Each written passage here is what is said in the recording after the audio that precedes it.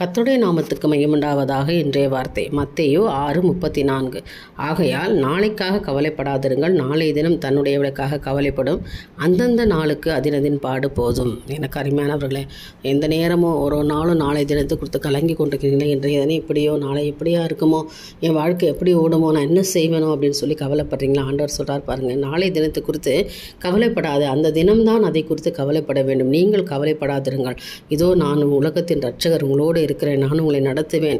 ஏனென்றால் அதினதின் காலத்தில் நான் எல்லாவற்றையும் நேர்த்தியாக செய்திருக்கிறேன். அந்தந்த நாளுக்கு உரிய அதினதின் பாடு போதும். ஒரு நாளுக்கு உண்டான தேவலை கர்த்தர் சந்திப்பார். தினந்தோறும் காலைதோறும் அவர் போஷிக்கிறவராக இருக்கார். எந்த நாளும் ஒரு நிமிஷமும் கர்த்தர் உங்களை கைவிடாதபடி நடத்துகிறார் இல்லையா? அதனால் நாளை தினத்தை கொடுத்து கவலைப்படாதுங்க. அந்தந்த நாளுக்கு உண்டான ஆசீர்வாதத்தை கர்த்தர் உங்களுக்கு கொடுப்பார். அந்த தினந்தோறும் உங்கள் நாட்களை நேரங்களையும் கர்த்தரில் ஒப்பு கொடுத்து காத்துருங்க. அவர் சரியான பாதையில் உங்களை நடத்தி கொண்டு போவார். என் தேவனுக்கே மகிமை உண்டாகட்டும். ஆமென்.